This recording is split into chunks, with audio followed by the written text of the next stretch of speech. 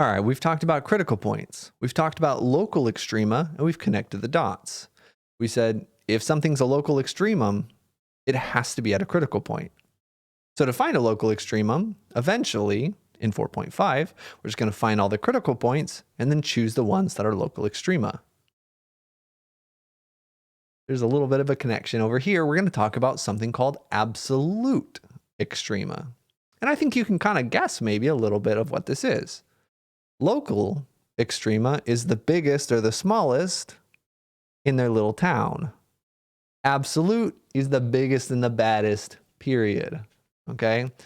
So locally, I'm the best League of Legends player in my neighborhood, probably.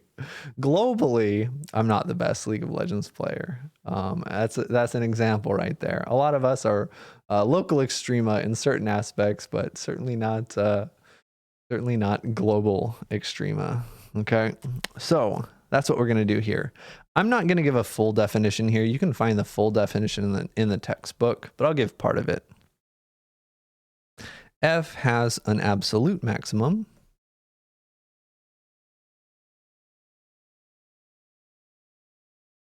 Oh, wait, I should be consistent with my colors. Absolute maximum over an interval I at C if f of c is bigger than or equal to f of x for all x in that interval. So it's really the same definition as local maximum. The only difference is local maximum just needs to be any small interval. Absolute maximum tells you the interval. So in the next video, we're going to say, what's the absolute maximum on this interval? And then that's where it's going to be different. Whereas the local minimum can be as small of an interval as possible. Absolute maximum tells you the interval. Okay. So again, there's a very similar definitions here for absolute min and an absolute extremum. They're basically just the same though. You can see the book if you want to see those all written out. Let's do an example. Example 3. Find and classify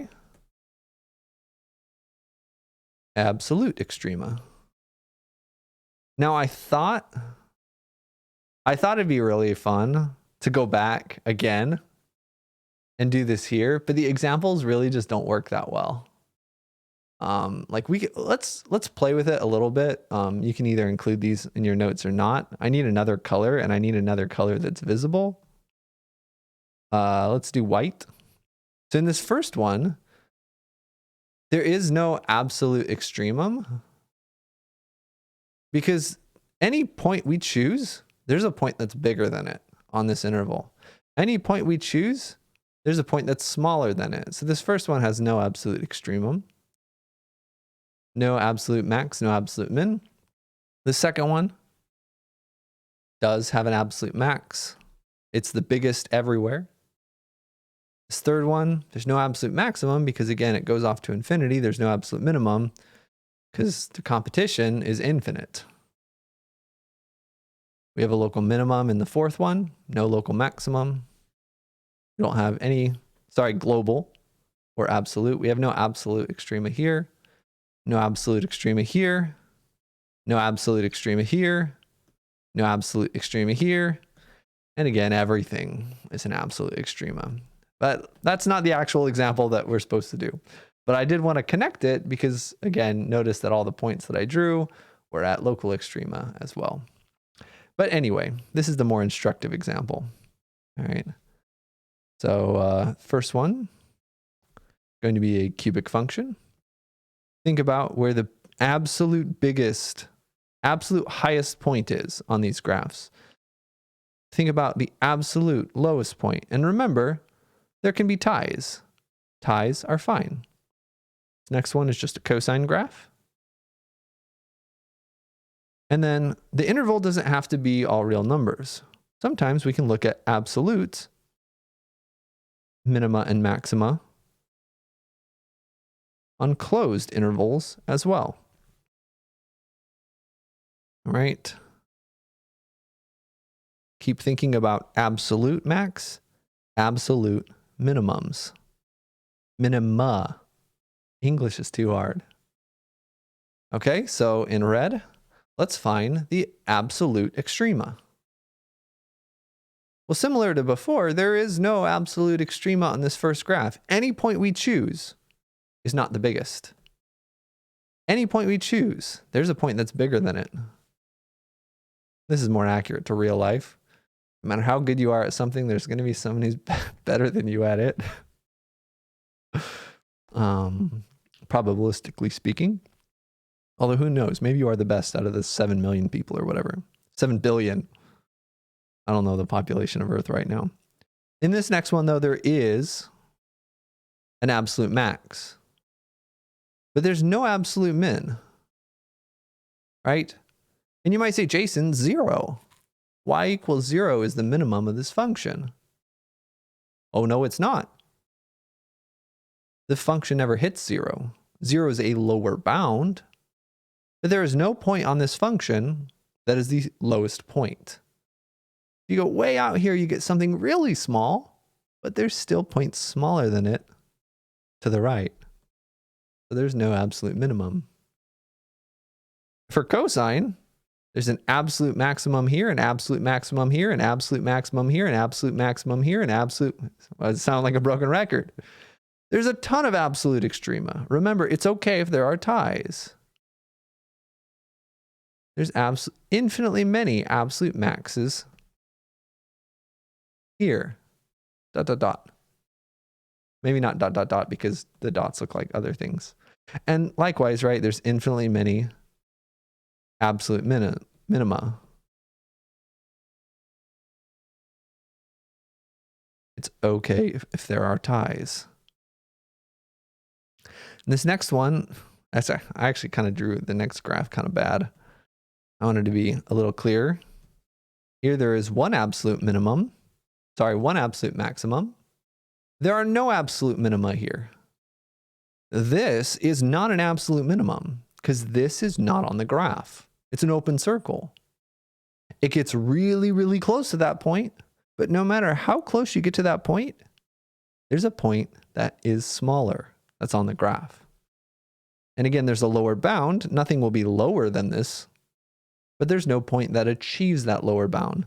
There's no point that is actually the smallest. That is also on the graph. Has to be in the domain. And again, that point is, or that x value is in the domain, but then we're way up here. There's only an absolute max here. There's only one point here that's the biggest of all around. And there's no point on this graph that's the smallest. Because again, this point is not included. We have an absolute minimum here. We have an absolute maximum here. There are also local extrema, but we're not talking about local extrema right now. All right, so that's the absolute max. That's the absolute minimum, the biggest and the smallest around. And this last one, there's only an absolute minimum. There is no absolute maximum. So again, let's tie things together. Let's look at all of these absolute extrema. All of these absolute extrema are either at the ends or at local extrema. All of these are either at the ends or at a critical point. That's what we're going to use in the next video to find absolute extrema. So we're going to end with one little theorem here that we probably won't use too much, but here it is, just so you're familiar with it, and we can connect some concepts here. The extreme value theorem, not to be confused with the intermediate value theorem or the mean value theorem. We're skipping the mean value theorem, actually. We will abbreviate this EVT as well. All right, if f is continuous on a closed interval, a to b, then there is a c in that interval and a d in that interval There is there could be multiple, but there's at least one of each with local maximum, global absolutes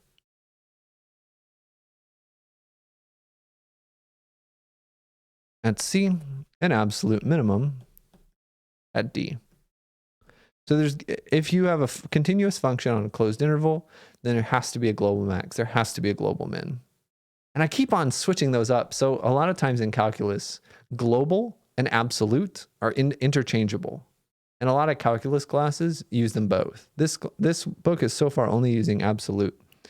And similarly, local and relative maxes and mins are also very common terms. So if you ever hear me say relative max, that means a local max. If you ever hear me say global max, that means absolute max. All right. And that's another theorem. And again, this just means, right, it kind of takes into account, well, if we have a closed interval and it's continuous, there's only so much it can do, but there's going to be a max, there's going to be a min. And part of the homework problem asks us to figure out, well, what happens if we relax some of these conditions? How can this theorem then fail if we don't have all of these requirements? I talk a little bit about that, I believe, in some of the video problems at the end of this section. That's all we're going to talk about in this video. In the next video, we'll talk about how to actually find these. And good news, finding absolute extrema is actually not that bad. Finding it by hand. All right. So take it easy, or don't take it easy. Work hard and then come back for more.